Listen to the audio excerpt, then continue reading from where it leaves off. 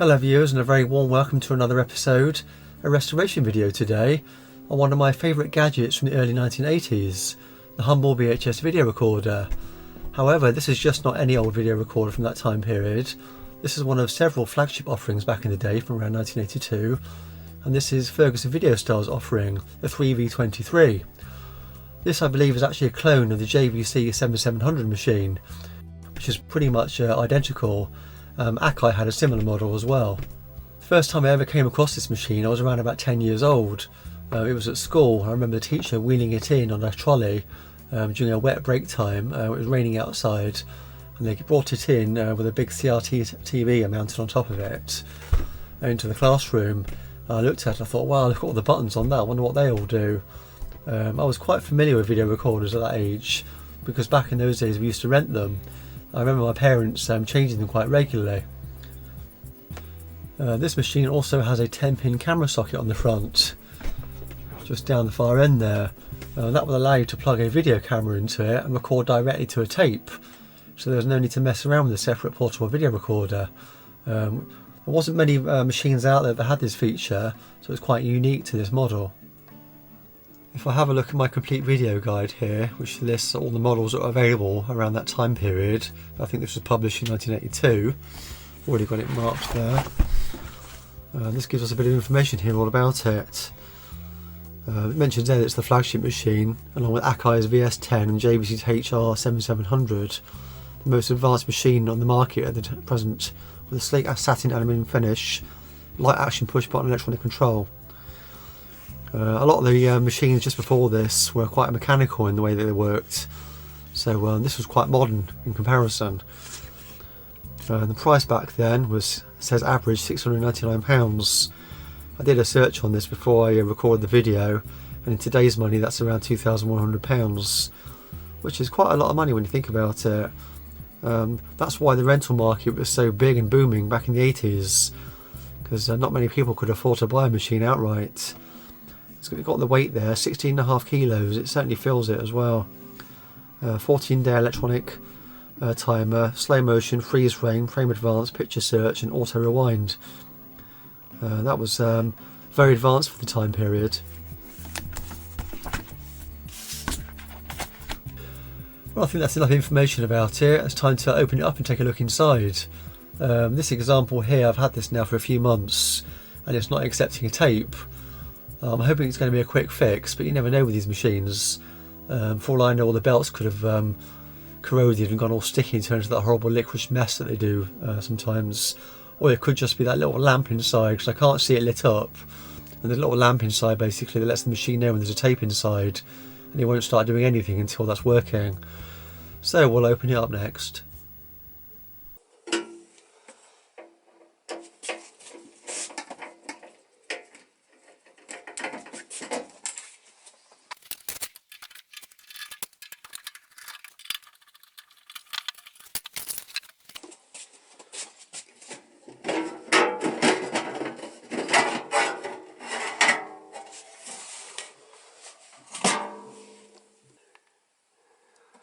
Well, here's inside the machine. I'm pleased to see that it's dusty. In this occasion it's good to see that, because it means no one's been in there messing around and potentially making it worse. We'll pop a tape in now and see just how far it gets. There's a lamp there. If my memory serves, let's just power it up. If memory serves, that should be lit up now. It's part of a sensor that lets the machine know when there's a tape inside, and I think it's to do with the winding mechanism as well, to help tell the motor to stop winding once it gets to the end, once it gets to the leader tape. There's a little pulley wheel here and the belt seems quite loose. Let's see what it does with the tape. Yeah, it's just not wanting to take it. I'll just have a look around off camera see if there's any reed switches on the sides. Okay, I can see one sensor on the side there, but I'm just going to pop this board up to have a look underneath.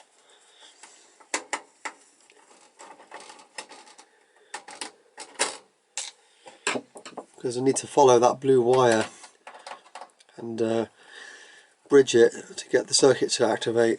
the loading mechanism. I think that's what it is. So it's been a very long time since I've looked at one of these. I think the last time I looked at one of these was 1991.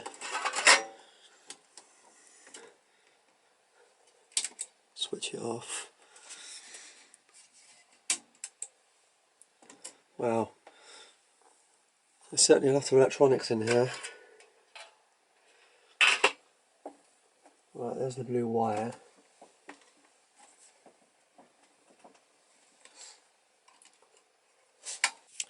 Right then, I've bridged that incandescent light bulb with an LED, and as you can just see there, the motor started coming to life slightly, so let's see if it will take a tape now, see if my theory is correct. It is trying to take the tape.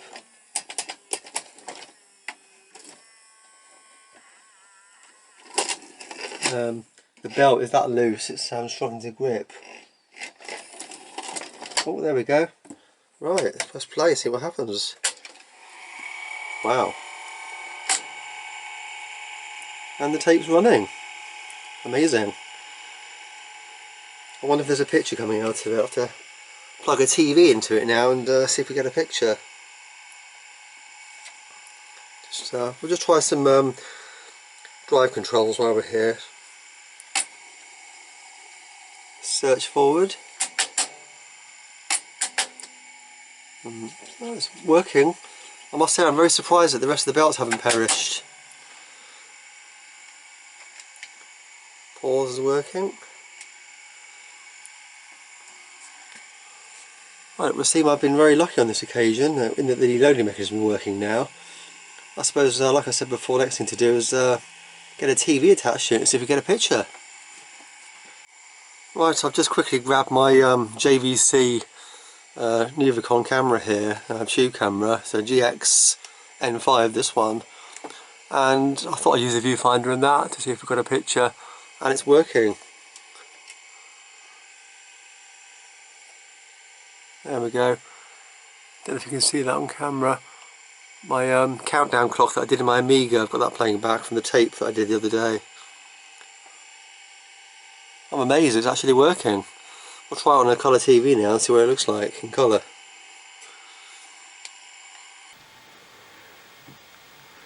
Well, it's all up and running now. I've replaced that light bulb, tiny little 12 volt, well I think it's 12 volts, I mean the output that I measured was 12 volts. And there we have the replacement I used, slightly bigger. I just happened to have a packet of these old light bulbs I got ages ago. Never thought I'd use them, but now I have. Had to remount the light fitting there to fit the larger size bulb, as the one I had was slightly bigger than the original. But it's working. The tape is stopping at the leader tape before it gets to the end, so there's no chance of snapping. We now have a colour picture. At first the picture was black and white because I had the top board there open. It didn't seem to like it, it was getting some interference I think, or it wasn't grounding correctly. But we now have a classic episode of Doctor Who on the screen there in colour. Good old Tom Baker. Can't play the audio obviously because YouTube will copyright claim me.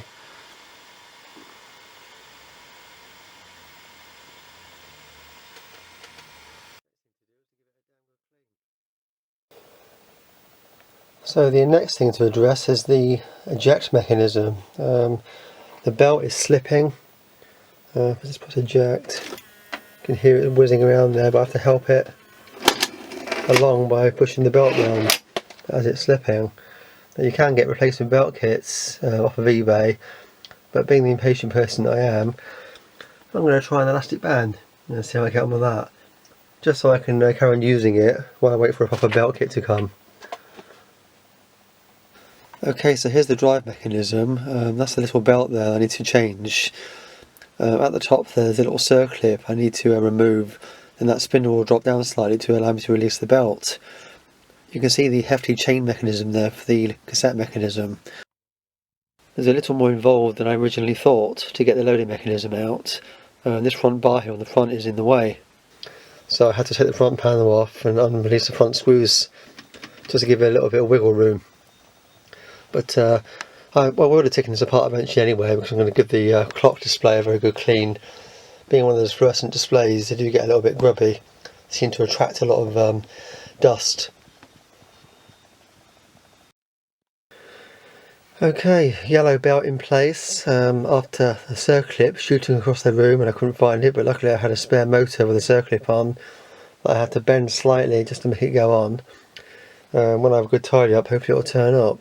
You can see my little yellow belt there, so let's see if it works. Yeah, that's gone in alright.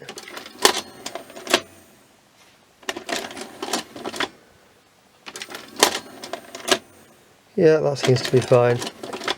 As I said, it's just a temporary measure, just until the others turn up. It will allow me to carry on working on this. Okay then, I guess the next thing to do is to give the front panel here a bit of a dust down. I'll get an old paintbrush and dust it out and vac it. I'll give that clock display a wipe down, clean the inside of the front cover off, and then start on the outside.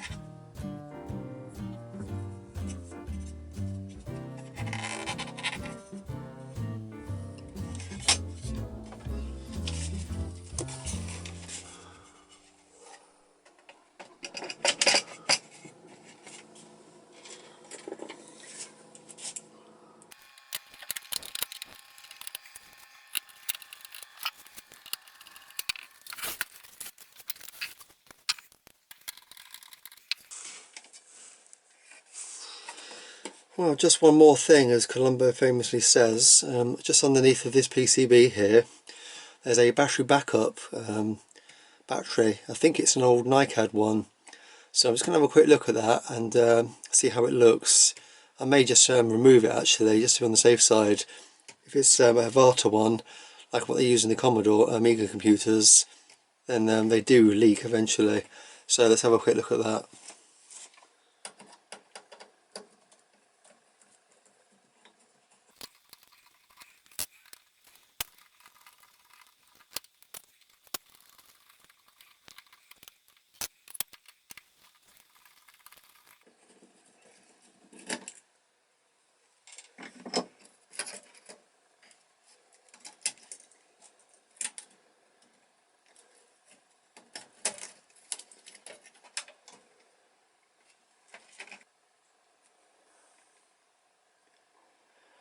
and there is the battery backup battery. It looks like it's already leaked. Looking at it, the board is stained, so I'm going to just pop that PCB out and have a look at it and see how it is underneath.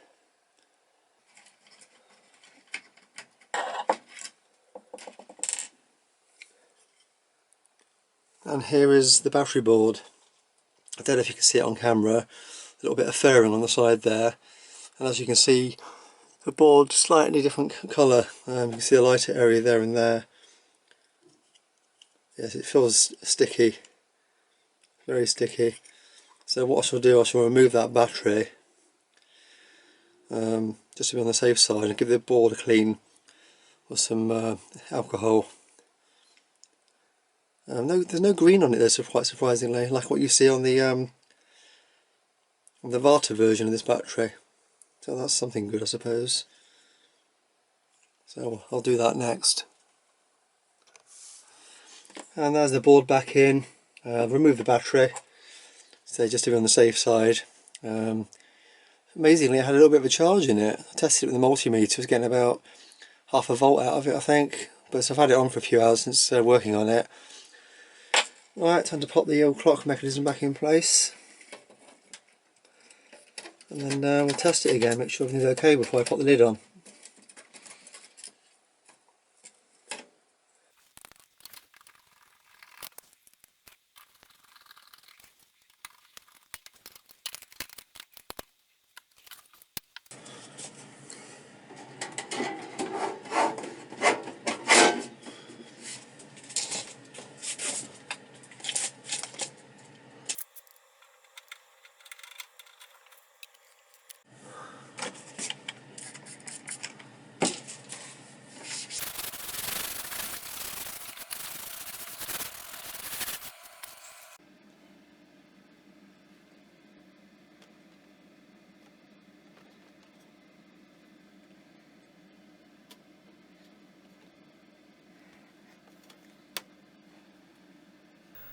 Well, there you go, a successful repair. I was very lucky on this occasion.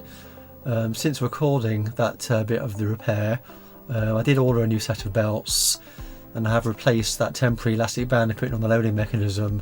It's now working a lot better.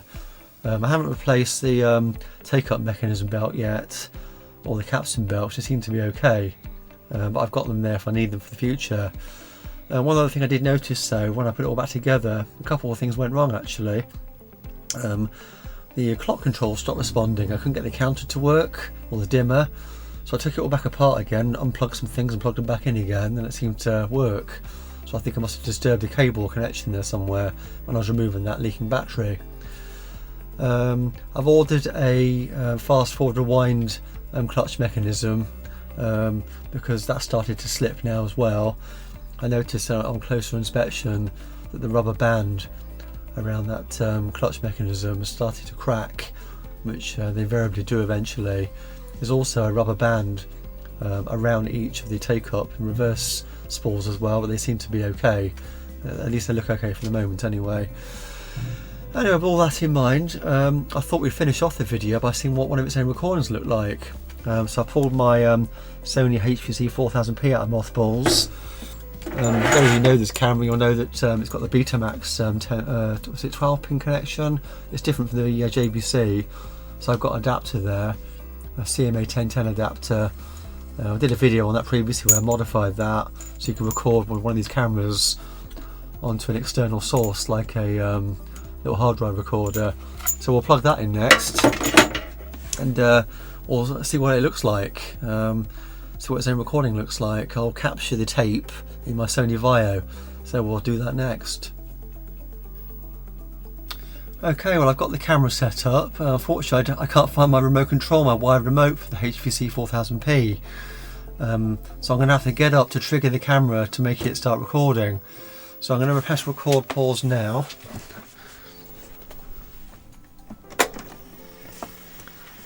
You can hear that lacing up, and I'll go and